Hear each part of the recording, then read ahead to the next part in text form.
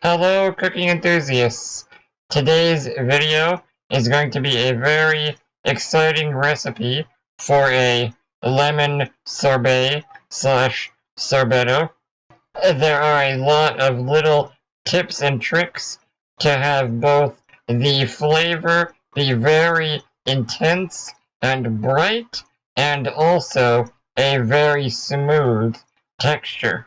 As you probably know, a few months ago I released my first cookbook called Gelato Obsession. That is available to download for only $5. You can go to gelatoobsession.com or check the link in the video description. My book is about dairy-based gelato, but a lot of the same principles you can learn are also applicable to sorbet, or desserts that don't contain dairy but are just based around fruit and sugar. The first thing you are seeing is essentially me making a tiny batch of marmalade with lemon slices, a little bit of dextrose as a sugar, and also a little bit of turmeric powder for color. The exact measurements for each of these stages, as well as a written breakdown, is also linked in the video description. Electric pressure cookers like this make this kind of procedure very simple. We just pressure cook the mixture inside a sealed jar on high for 30 minutes and then let it naturally release completely. This entire mixture of cooked lemon slices is going to be blended directly in to the sorbet. We are doing this to develop a slightly different flavor from the cooked lemon slices, whereas the rest of the ingredients will be completely raw. Now, because of that, the rest of the recipe does rely on a fairly powerful stand-up blender.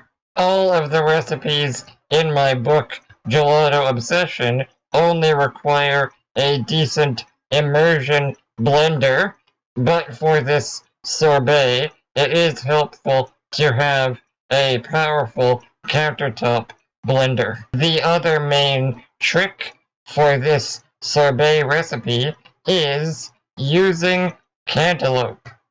Now, at first, that might sound a little bit unusual. Now, most sorbet recipes, but especially lemon sorbet, contain water. And for a strong citrus sorbet, that is kind of necessary. If you were using only lemon juice, other lemon material, and sugar, it would be pretty much impossible to create a balanced flavor. However, using straight water promotes crystallization and is really not what we want for the texture. So the cantaloupe is diluting the intensity of the lemon, but it is also providing a little bit of color, providing a little bit of inherent sugar, and some fiber and other solids that will contribute to the texture. I do blend it in two stages. First, to make sure that the marmalade portion gets blended thoroughly, and then again to help the dry ingredients incorporate.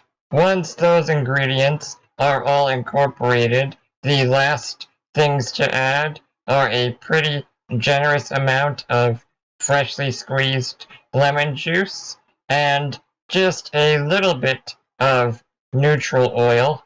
My preference is sunflower oil because I find it even more tasteless compared to standard canola or vegetable oil, but anything in that sort of category should work.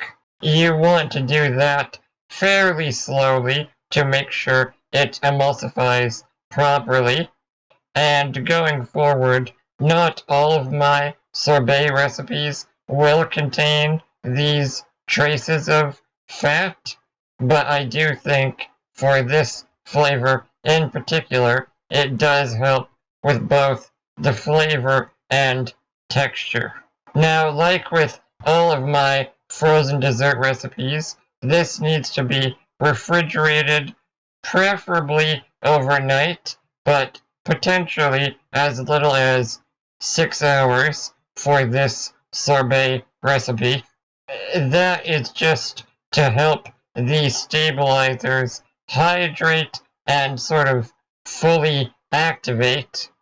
The next day, you just need to one more time to make sure everything is nice and smooth.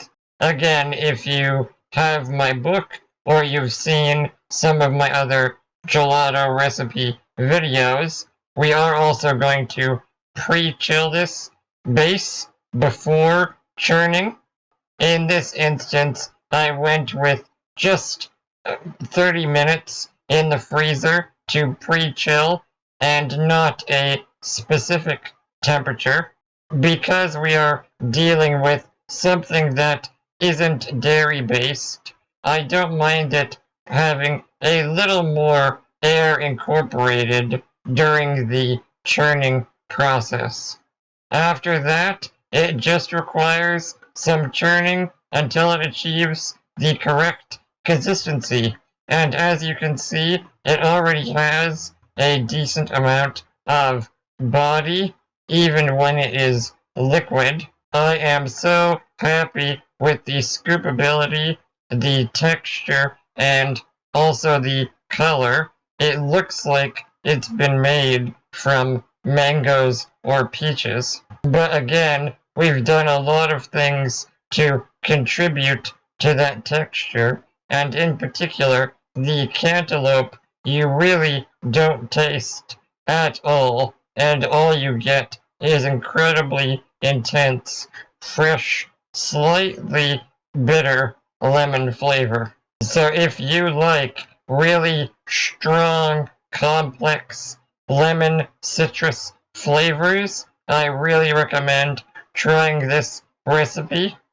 For a more subtle lemon flavor, you can also check out the lemon lime gelato in my book, Gelato Obsession. If you have any questions about this recipe, please feel free to leave them in the comments. Otherwise, thank you for watching.